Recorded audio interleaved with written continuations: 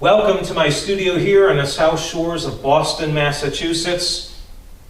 This is my second blog, and we're talking about the insider's track to collecting artwork.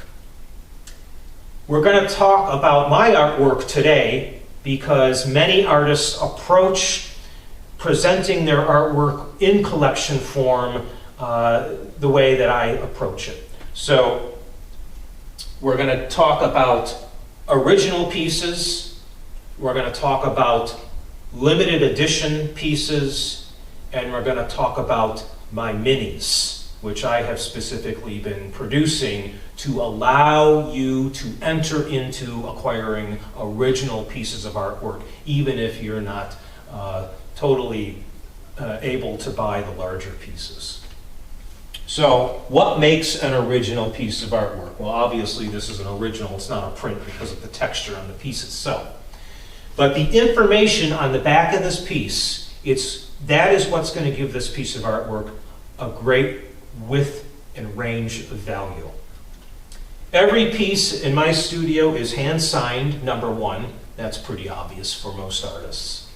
It's entitled, this is part of a three-piece series that makes up the wider collection. You have to buy all three pieces, so that information is on the piece itself. This is canvas 1 out of 2 more canvases. Now, a very critical piece of information on this, on the back of this piece is the studio log number. And that is highly critical in my case to have that on the piece of artwork because I did not begin my career as an artist with the same name I now carry. So if you have a piece of artwork under my former name, you will still have the information, the studio log information on the piece. So if someone calls my studio and say, you know, I think I have one of your pieces of artwork, but it's not under M. Bodnar, it's under NAR. And I'll ask them, well, give me the registry number on the back of the piece, and I'll be able to look up the piece for you to verify if it is mine or not, and then I can actually send you a new certificate of authorization with my current name. So I'll have dimensions, I'll have colors, I'll have the title, I might have other information, what inspired me to produce that piece of artwork, all kinds of information on that piece of artwork, which is valuable down the road for the collector. Highly valuable. I'll even put the original purchaser's name and the original purchase price on that piece so you can see how much it's gone up in value. All of that information is really critically important when you're collecting artwork. So you want to look for that when you start collecting your original pieces of artwork. So that's an original. The most priciest way to buy artwork, it's high in value already, and it will grow high in value down the road. But if you're looking for another way to start collecting original artwork, you could also start off with limited edition prints, which you will also find on my website. Now these prints, there are particular pieces of information again that you want to look for a limited edition print.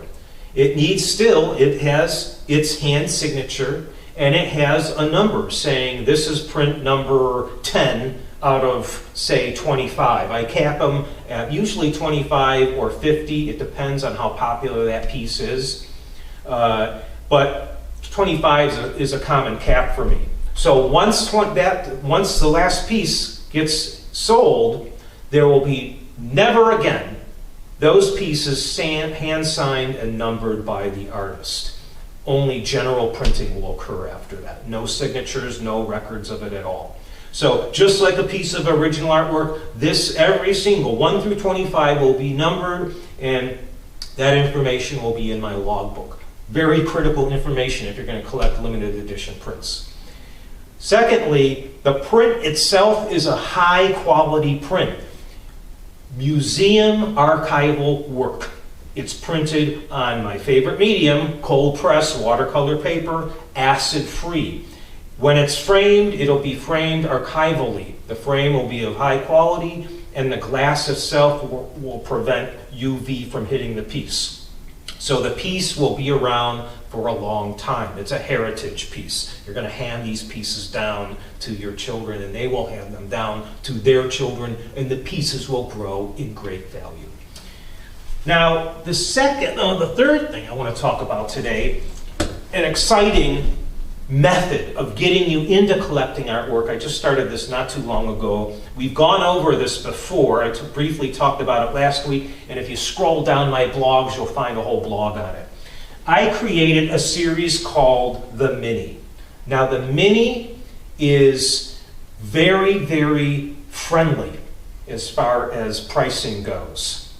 I am artificially keeping the prices low on my minis so that you can get yourself a piece of original artwork. Like everything else, it is properly documented. Without the documentation, the piece is worthless. Hand signature, studio registry number, title, all that information is on this piece. That's what makes it really highly collectible. I will keep these entrance prices down for as long as I can, as long as I can keep up with production, so that you can get your hands on an original piece of artwork and get in the door. Start collecting original artwork. Now, the only price adjustment that I have on these pieces is when this piece is actually based on a larger piece of original artwork. And that's the case for this Mini here. This Mini is based on this canvas. This canvas is based on this Mini. This canvas will be coming out, I think in March, my Tolan collection, and this piece is part of that Tolan collection.